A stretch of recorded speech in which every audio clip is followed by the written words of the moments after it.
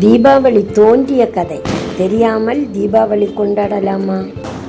ஆதலால் இந்த தீபாவளி கதையை தெரிந்து கொள்ளுங்கள். முன்னொரு காலத்தில் இரண்யாக்ஷன் என்ற அரக்கன் வாழ்ந்து வந்தான். அவன் தவம் புரிந்து பல வரங்களையும் பெற்றவன். இதனால் அவன் அகந்தை தலைக்கேறி மக்களையும் தேவர்களையும் துன்புறுத்தி கொண்டிருந்தான். அவனை அழிப்பதற்கு ஒரு வழியும் தெரியவில்லை. இறுதியில் தேவர்கள் மகாவிஷ்ணுவிடம் சென்று முறையிட்டார்கள்.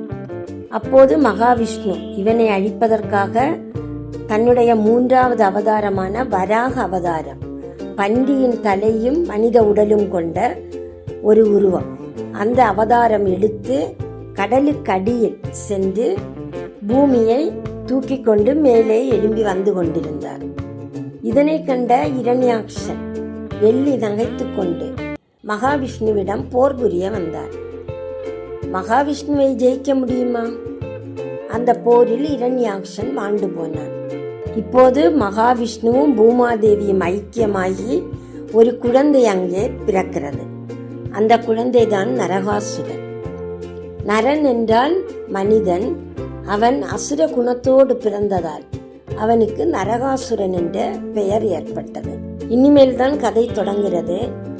இந்த நரகாசுரன் வளர்ந்த பிறகு பிரம்மனை நோக்கி கடுமையாக தவம் புரிகிறான். பல ஆண்டுகள் உருண்டு விடுகிறது. இறுதியில் பிரம்மா அவனுக்கு காட்சி கொடுத்து, உனக்கு என்ன வரம் வேண்டும் கேள் என்று கேட்கிறார். அதற்கு நரகாசுரன், எனக்கு யாராலும் மரணம் ஏற்படக்கூடாது, என்னுடைய தாயால் மட்டும்தான் எனக்கு மரணம் ஏற்பட வேண்டும் என்று கேட்கிறான். பிரம்மாவும் அப்படியே ஆகட்டும் என்று அருள் புரிந்துவிட்டு போய்விடுகிறார். ஏனெனில் தாய் ஒருபோதும் மகனை கொல்ல மாட்டார் என்று நரகாசுரன் நம்புகிறான். ஆதலால் தான் இந்த வரத்தை கேட்டு பெற்று கொண்டான். ஆனால் அவன் இப்பொழுது மிகவும் அகந்தை தலைக்கேறி அனைவரையும் துன்புறுத்த தொடங்கினான்.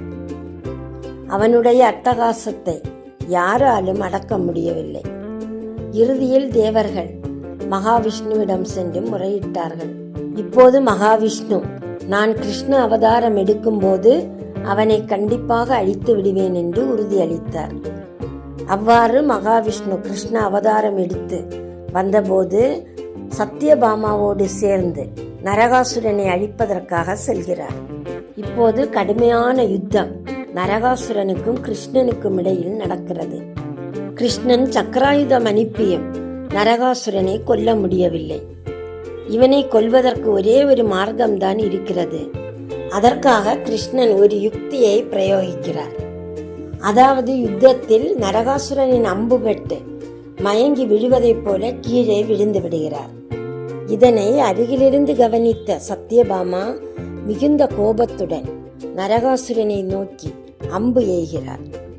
அப்படி சத்யபாமா எய்த அம்பு நரகாசுரன் மேல் பட்டு நரகாசுரன் கீழே விழுகிறான்.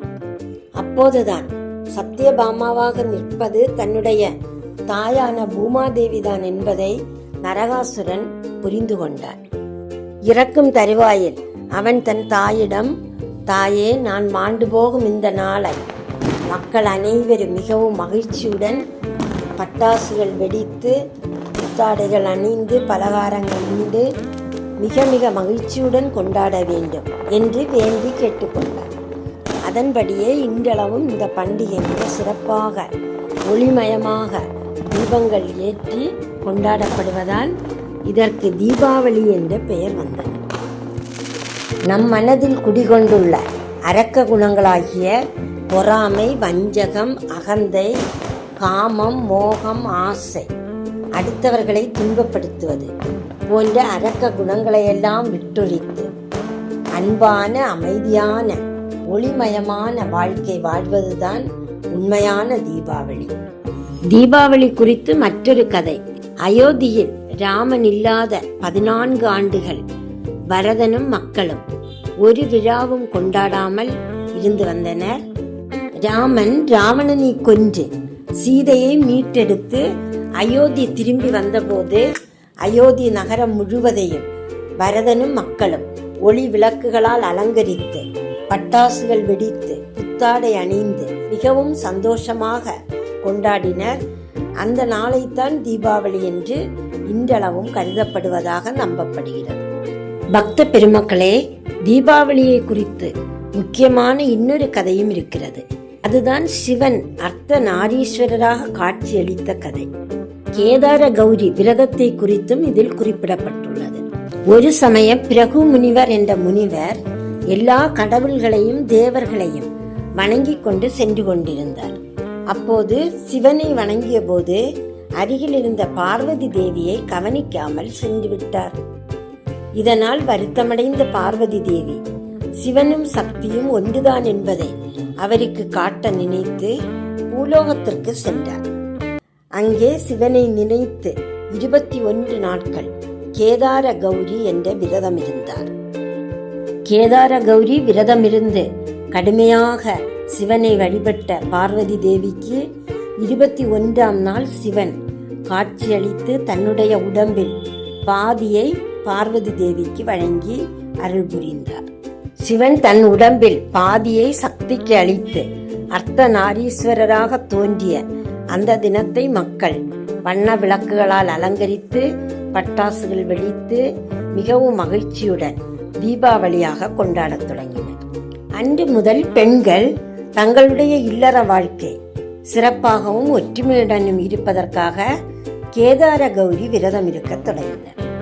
தீபாவளி அன்று அதிகாலை 3 மணியிலிருந்து 5:30 மணிக்குள்ளாக உடம்பு முழுவதும் நல்லெண்ணெய் தேய்த்து வெந்நீரில் குளிக்க வேண்டும் என்பது பண்டைய கால ஐதீகம்.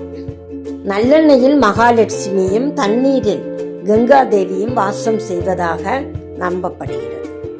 குளித்து முடித்த பிறகு தீபமேற்றி மகாலட்சுமியை வழிபாடு செய்து வீடு முழுவதும் தீபங்கள் ஏற்றி வைத்து வழிபட்டால் தீய சக்திகள் எல்லாம் ஒழிந்துவிடும், நன்மை ஏற்படும், மகாலட்சுமியின் அருளும் நமக்கு பரிபூரணமாக கிடைக்கும். அன்று மாலை குபேரனையும் மகாலட்சுமியையும் சேர்த்து வழிபட்டால் நமக்கு செல்வ வளம் பெருகும் என்ற நம்பிக்கை இருக்கிறது. அன்றைய தினம் இல்லாதவர்களுக்கு, ஏழ்மை நிலையில் இருப்பவர்களுக்கு பல உதவிகளையும் செய்யலாம்.